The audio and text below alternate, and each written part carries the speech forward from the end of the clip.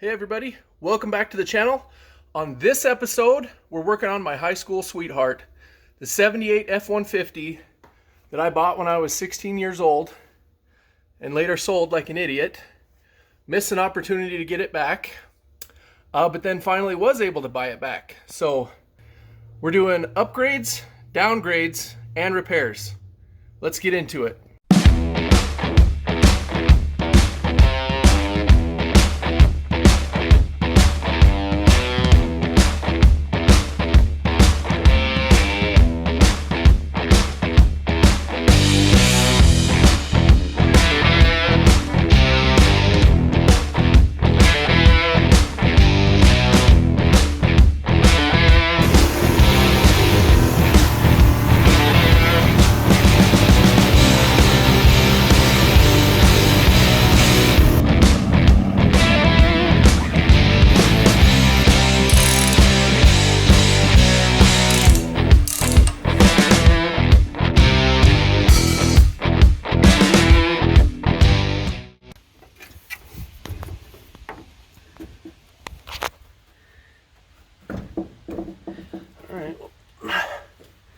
Nothing's on fire yet, so that's good. We got oil.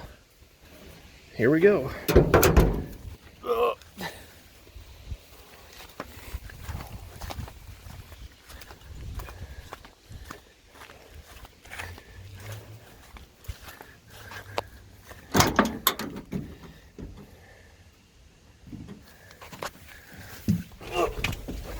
Yep. Oh, lifted truck life.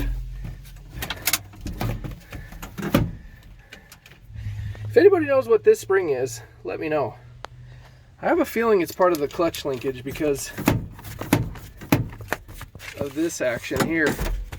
I don't know, maybe it's because the pad is on upside down.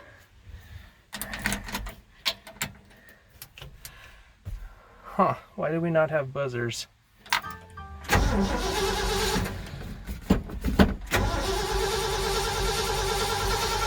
Come on, baby.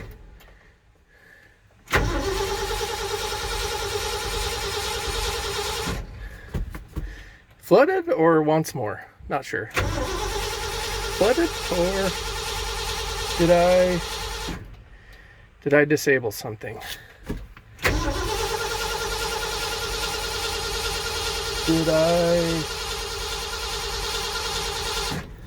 Did I unhook something? Let's go check. Okay. Just needed some more pumpage. We're good. Let's get this thing into the shop. Okay, first order of business, let's get started on the exhaust.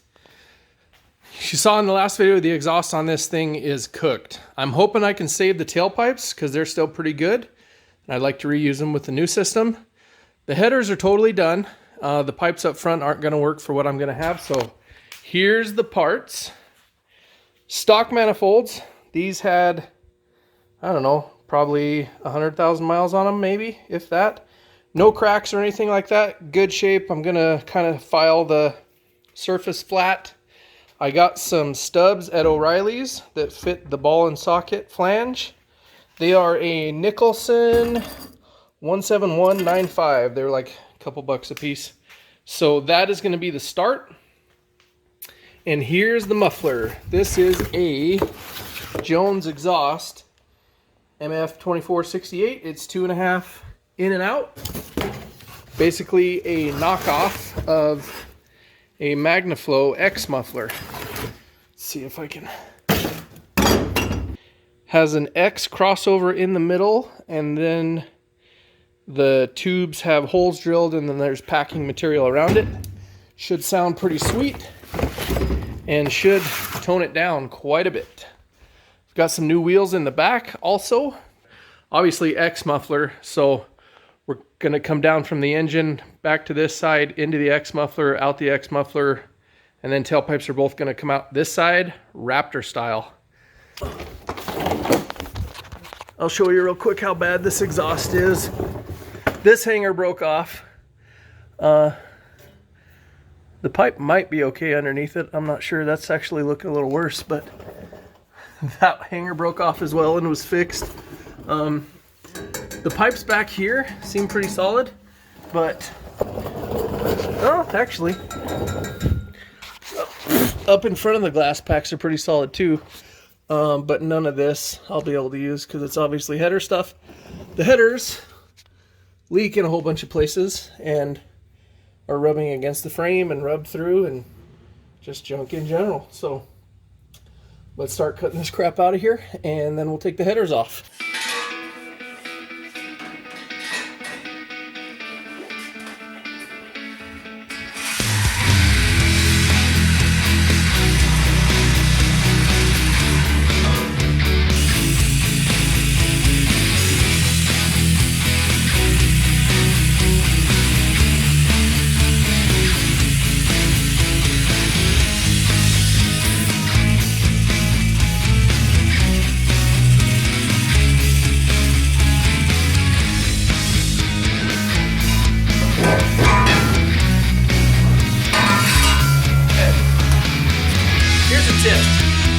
Build stuff in such a way that you can later take it apart.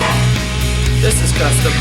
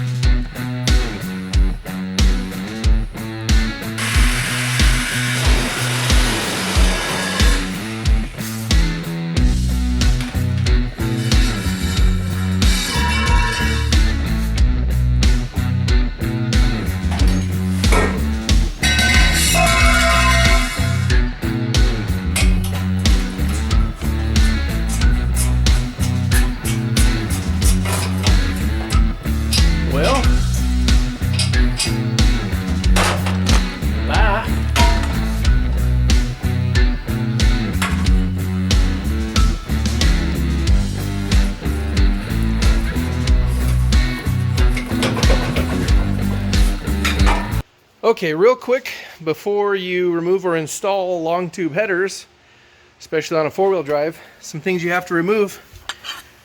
Clutch linkage. You can see it's just hanging there, and I was able to get that header out. Sometimes on a four-wheel drive, especially if it's not lifted, you might have to drop the front drive shaft out. You might have to jack the motor up, like we're gonna have to do to get the other side out, but boom. There's one header out.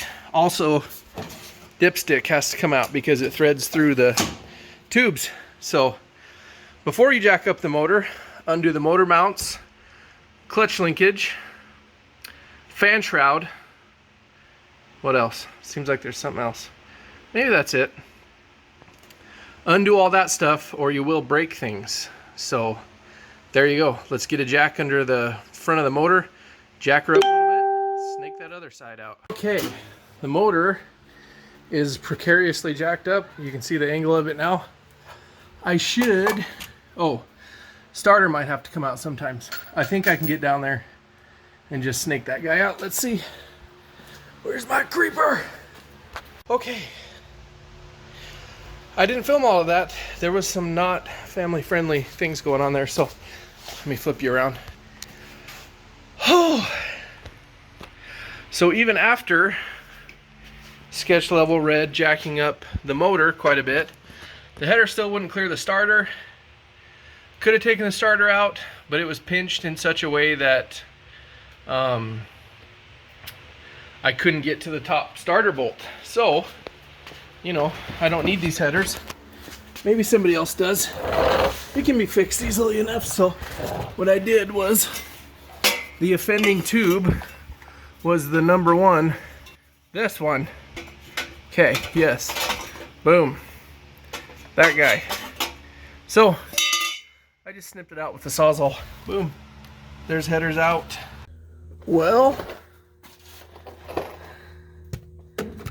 that ain't gonna work. So that one comes out and points right at the bell housing. I did have hopes that I'd be able to keep this oil pan, but it kind of looks like maybe not.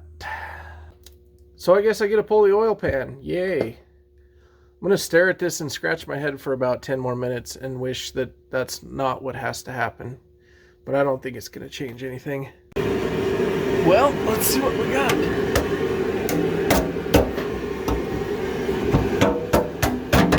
Oh, hello. All right, let's check out this end of it. It's sludgy a little bit. Oh dang, it's got a like a trap door in it and everything. Not terrible. We'll zip the pickup off and throw it in there, and we'll kind of poke around a little bit. We'll have a better look when we zip off that rear main cap to change the rear main seal, but it's not here yet, so we're waiting on that. Okay, now that I've got my old original oil pan clean as I can get it and about body worked to perfection, let's show you why I'm switching it. So you'll have this with 20-year-old oil pans. You'll see these little dimples and stuff right here. I basically used a ball peen hammer and the edge of the bench and also an actual body hammer to flatten out these rails. What ends up happening is people tighten the bolts down too much over the years, and these will come out like a dome, like a little cone, because it stretches the oil pan right there. Later Ford oil pans had a metal rail that fit inside of there, which was actually pretty trick and kind of stopped that. The later gaskets help with that also, but all I could get in the time frame here was another cork gasket, so straighten it out as good as I can. We'll do it up right and hope that it holds and doesn't weep oil. Anyway, so stock 78 four-wheel drive 400 oil pan. The reason that I had taken it off was this right here. It had been gashed open at some point by the previous owner and welded back together. Now, it wasn't welded on the inside before, so now I've welded it from the inside because it wasn't quite a good repair. It was just booger MIG welded from the outside, and it would always weep a little bit of oil. So that should be good to go now. Welded from both sides. I've cleaned this as good as I can. There are some little spots of pitting and a little bit of surface rust, but I can't get it off. We're going to change the oil right away after we get this going.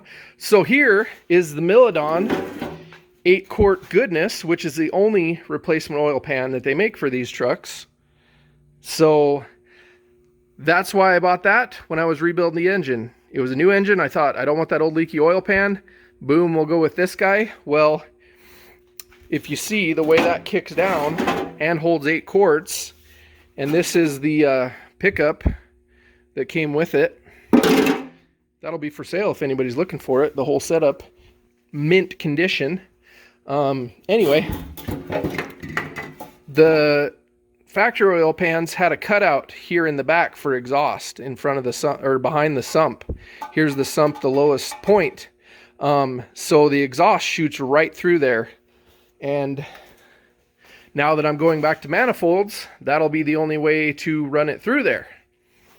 So there's my new pipe where it tucks under the oil pan and goes across. So yeah, there was not a reasonable way to make the new exhaust with manifolds work with that oil pan. And honestly, not that I needed an 8-quart oil pan anyway on this beast.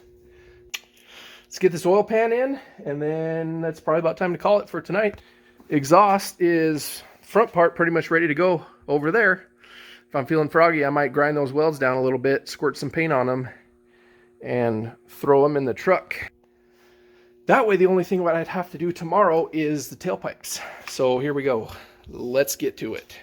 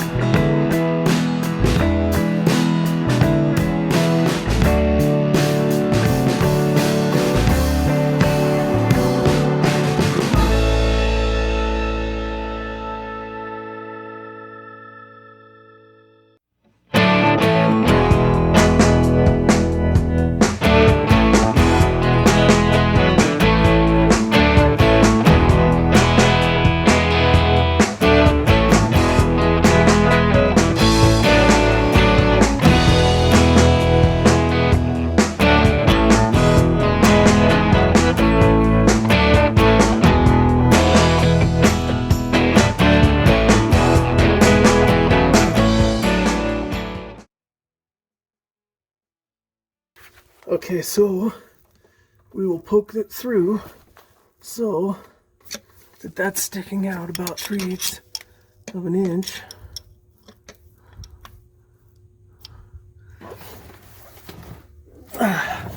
We'll put a little dot of silicone on that end right there and throw the main cap up in there, snug the bolts up, and then I'll go see what the torque spec is.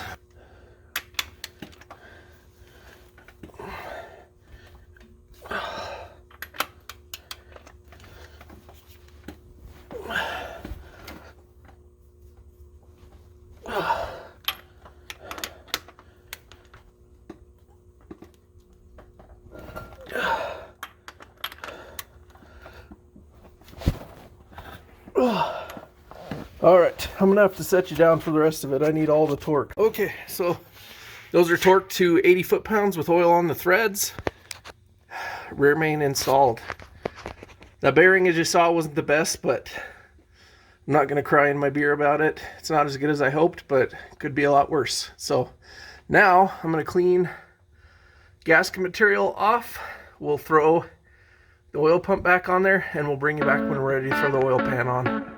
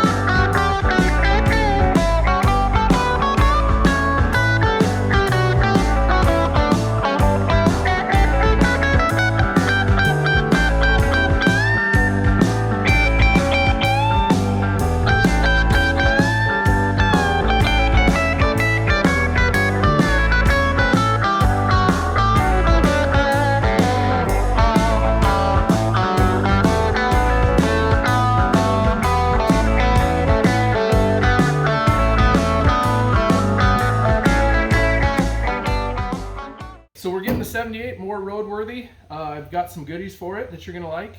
But while we have the tires and wheels off, we went ahead and checked the brakes. I'll show you how to do that real quick. So these came right off. I mean, even Bryce was able to pull one off, and he's pretty weak. So these look great. I kind of question if somebody hasn't just done these. You can still see the paint and stuff on the shoes. So we're gonna call that good. We'll just throw an adjustment on it. The other side looked just as good. So throw that back on. Now, this is what it had, 31 1050s, which are way too small.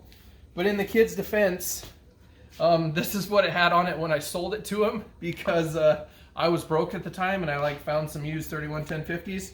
This truck needs 33 1050s. That's what I had on it back in the day when I could afford new tires, and now I can again. So let's make this right. So get these out of here. Show them what we got, send it. All right, so I have always wanted some of these since they came out, especially since they came out with the red letters. So what we have here are General Grabber X3s, they're mud tire. They are 33 1050, which is awesome because they're tall and they're kind of skinny without looking too skinny. They look beefy, but they don't have that fat balloon look that like a 33 1250 has. These guys you might recognize because these turbines or hurricanes, whatever you want to call them. Let's look at the back because I think they actually call them by Superior Industries, Van Nuys, California.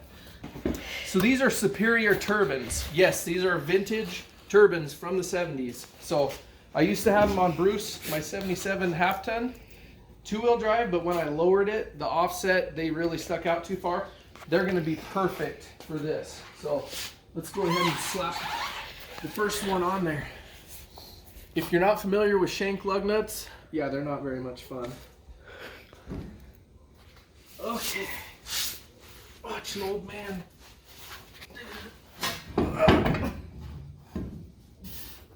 Oh. Just edit that all out and make it look like I just like threw it and it just went right on there. You're editing, not me. Show them what we have to do. Here's the lug nuts that were on there. Cone seat, conical, whatever you want to call them. Lug nuts for modern wheels. These old dudes, they use these guys, and I've got to find the washers too. These are shank lug nuts. This actually goes down inside the wheel, and this is what the wheel centers up on. They kind of suck, if I'm honest. All right. Do you want to throw the other one on? I'm good. Damn, look at that though. That looks good, doesn't it? Okay, these are a pain, and if you can get them on there without sitting on the ground, you're a better man than me. But basically what you got to do is, I've got this one started just a little bit, so I'm going to try to run it in a little. So once you get one started, it's a lot easier, but basically to get the first one started, what you have to do is kind of pull the wheel out like yay, so that it's kind of peeking back in there. And then you got to kind of lift, get this guy started, and then you can pull the wheel out onto it, and then you kind of suck them all down. But now that I have one started, a lot of times you can turn that one to the top, and then the bottom will kind of float, and you can wiggle it. I'm just wiggling it around with my foot. So once you get two started pretty good, they should pretty much hold the wheel. And then you can see the other ones are centered up now. So they should go pretty easy. We'll just put some fresh anti-seize on the hub there, or the shank. Not like the prison shank. I didn't name them. That's what they're called. And then we'll put the rest of these on and torque them down. Here, checking out the front brakes. Everything's looking pretty good too here. The pads, I mean, they're not brand new, but they got some life left on them. And somebody has been in here, because this has junkyard writing on it, so something happened to the hub. Maybe a wheel bearing got cooked or something like that. But before I took the wheel off, you grab the top and bottom of the tire and wiggle. So you're trying to rock this up and down with some leverage. That's checking ball joints and wheel bearings. I have no play whatsoever, so this looks all good to go. Unfortunately, the front center caps aren't going to clean up. They're a little too rusty and pitted, so I'm going to wire wheel this real good, clean it up, and we're just going to paint it black and put the wheels on. That doesn't rhyme. Another thing to check real quick is your hubs. Go ahead and lock them in. This hub was always a little wonky, so I might just pop those off and lube them up a little bit. There should be a spring that pushes that guy out. So now that you can hear not engaging, see, because that's not turning. But now if I go back, now it's locked. And so I check these guys for play too. They have a little bit, but they're all right.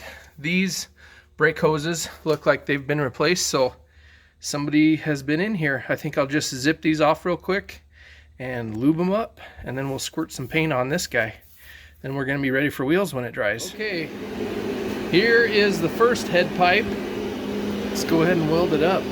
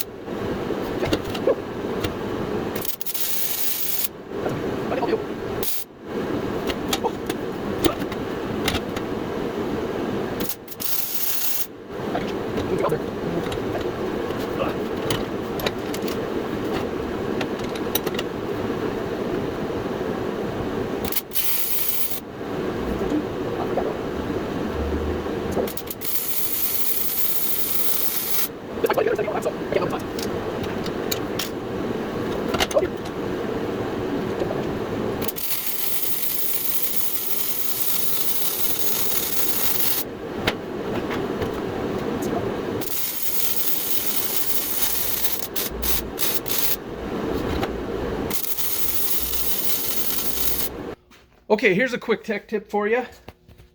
I am putting an O2 sensor bung in the passenger side pipe.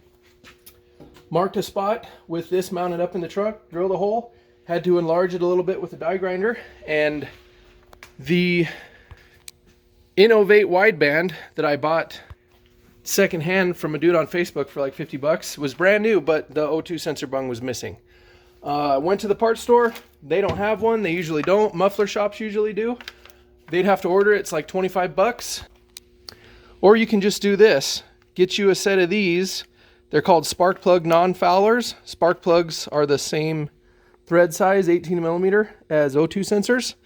And so this guy, this is how they come. They're like CAD plated, and it's too long, but the O2 will thread in there, but it'll hit that bottom part and not go all the way through. So take one of those, mark it, cut it down, and voila, there you go. Make sure to grind that coating off where you're going to weld too, because it's like a CAD plating and probably makes toxic fumes, so don't do that.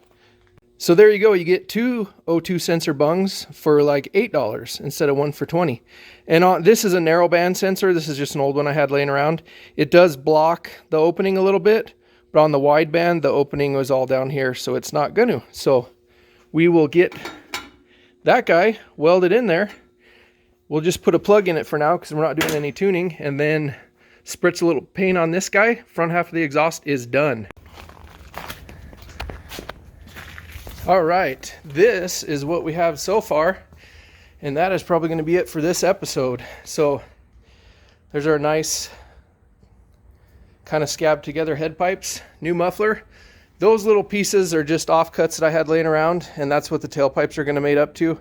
I just got to figure out how long and then whack off that slash end. So let's get this in, fired up, and at least see how it sounds, because I am out of time, so that's going to have to be an episode. Okay, pipes getting ready to go in. I just wanted to show you real quick.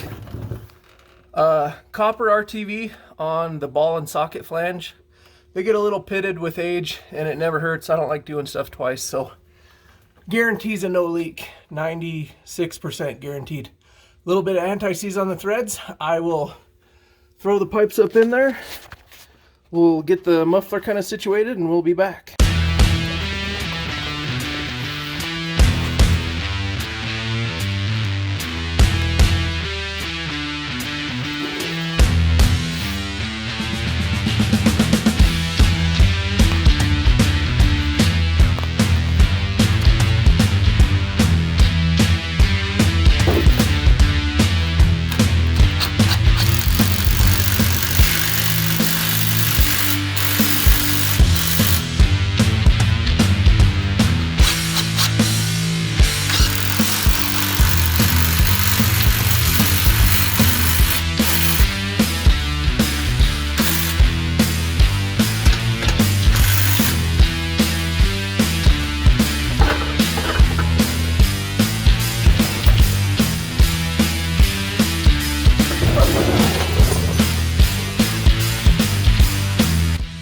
I unplugged the distributor because we had the oil pump off and everything, so we're going to crank it over without starting it and try to prime it till we have some oil pressure. Then we'll hook it up, fire it up, and see how it sounds. Okay, take two. We have keys. Here we go. Now you watch the oil pressure. Tell me when we got some.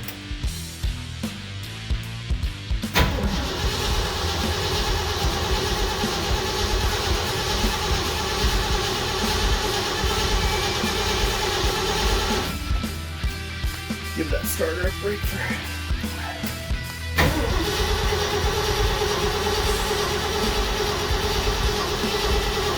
Oh, this glare is killing me, man.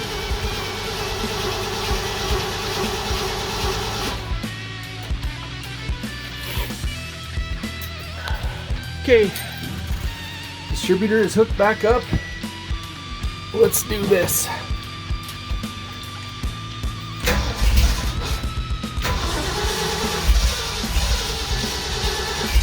I can't reach the gas pedal.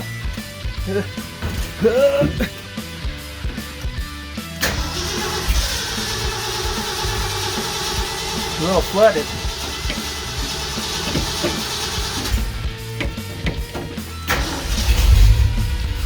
Oh my. That still sounds loud. Definitely got oil pressure. Well, that's loud. Let's hope it's because there's no tailpipes on there. Stuff is burning off. Let me get it to idle. It's got to warm up a little bit. She's always been cold-blooded. Then we'll bring you back. Hey, listen to that. No ticking up here. How good is that?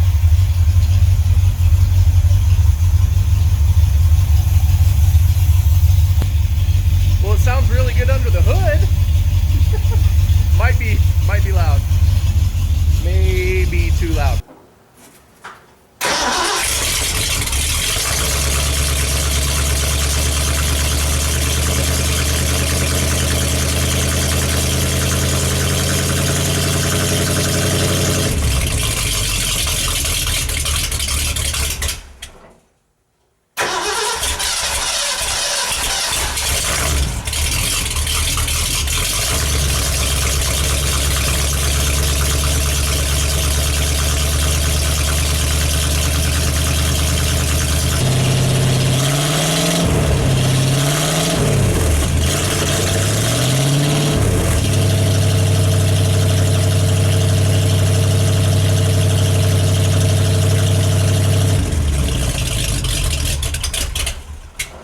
Hopefully the tailpipes will tone it down.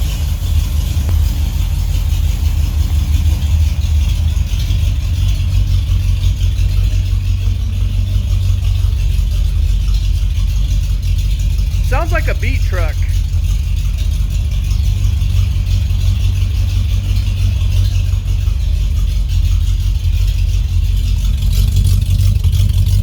Oh, hello. Hello, exhaust pipe.